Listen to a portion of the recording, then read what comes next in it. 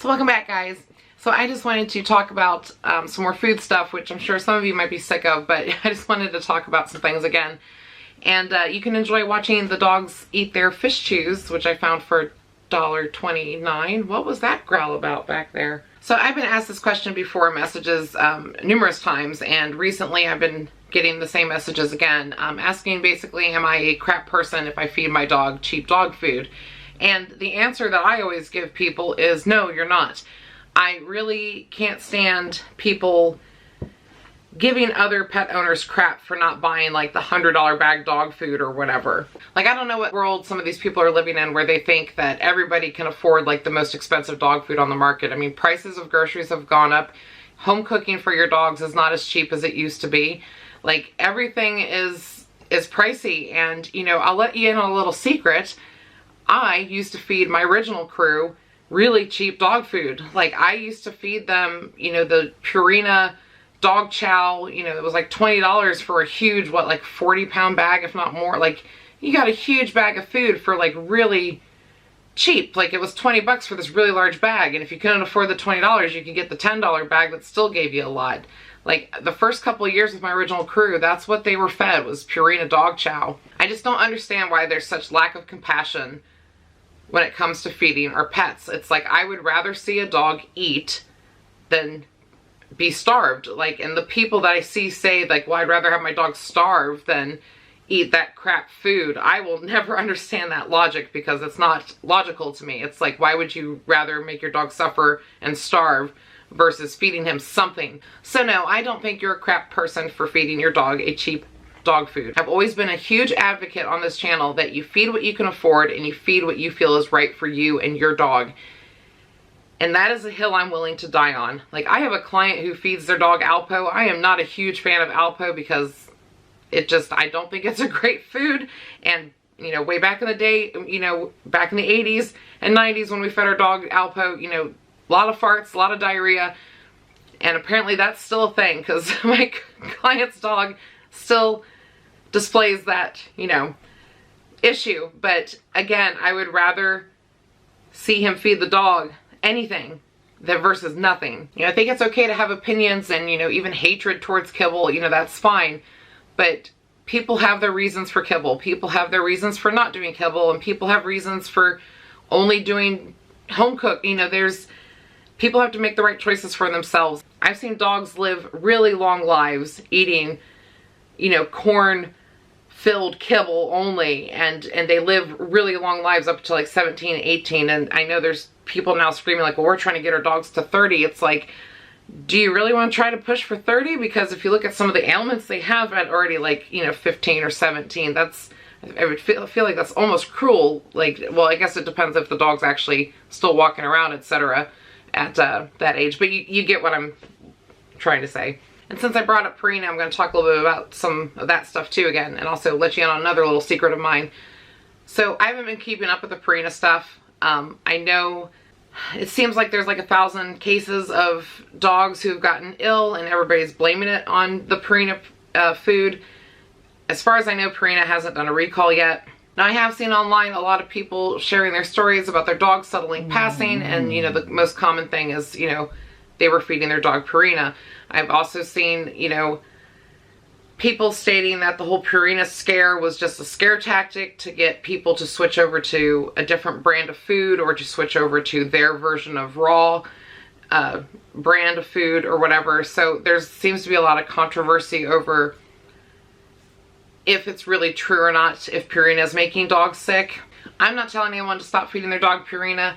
Like, you got to do you, you know. I was just bringing it up to make people aware that it could possibly be like a thing, because, you know, if you're having like 800 to 1,000 dogs sick, you can, and if the common factor is they're all eating the same food, it will kind of makes you wonder, right? But the thing people got to realize too is, even if there's like 800 to 1,000 dogs sick off of a certain brand of dog food, they're not necessarily going to recall it. I even read an article a couple of years back that said that, oh, something like it has to be like in the thousands or more before they even consider it like a serious issue. But I don't know. I don't know exactly what's going on with it. I don't think there's been any proof that the food's actually been the thing that's killing the dogs. There could be a disease going around for all we know, killing the dogs. We don't know. But with all that being said, here's a little secret.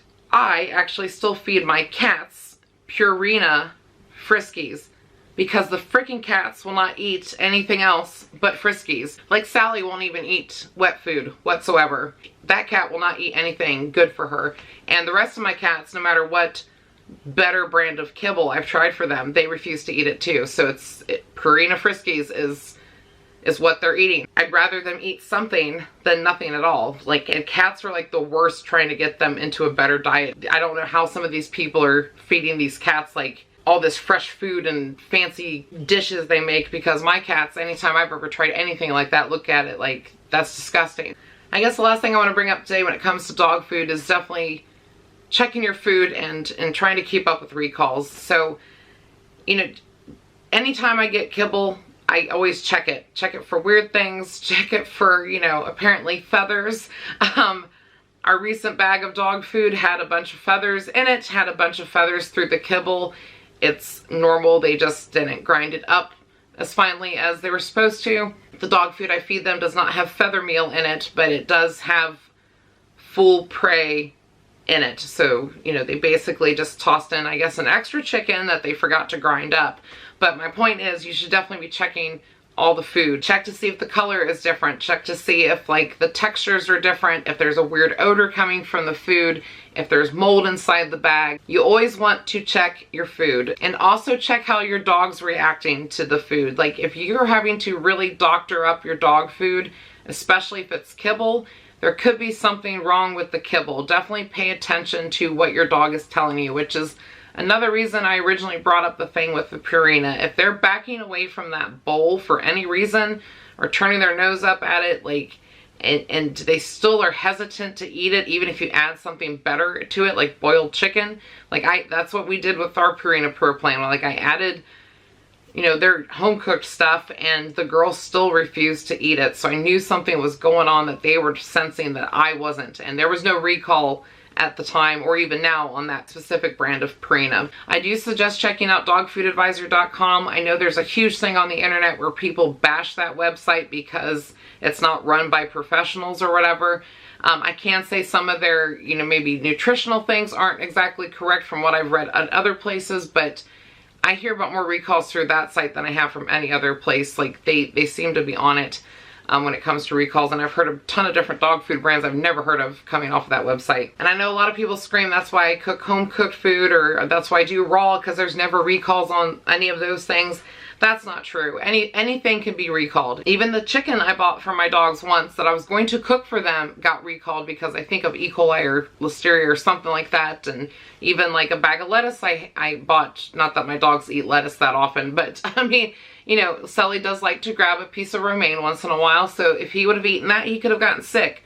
And actually, we all did get sick from the one bag of lettuce that we didn't know was recalled till later. But that is my really long-winded way of saying everything can be recalled, which I think I've already said that once, so I'm saying it again. We do the best we can for our dogs with the knowledge that we are given and with the budgets we have, you know. So I think if anybody takes anything away from this video, I hope they at least take away some, like, maybe compassion for others on how they feed their dogs or why they're choosing to use certain brands or whatever. And I know this is probably like a repetitive topic, but I really can't stress it enough how passionate I am about just try to, I don't know, just be more compassionate. Instead of yelling at someone that they're, you know, choosing the wrong brand or that they're doing it wrong, why don't you, like, you know, just make a small suggestion, you know, like you can do a carrot as a snack, you could do boiled chicken as a topping, you know. Be more helpful, I guess is my point. But that is it for today's video, guys. Remember to click like and subscribe, leave your thoughts and comments down below, and we will see you in the next one. And remember, you are not a crap person for feeding your dog. Take care, everyone. Bye.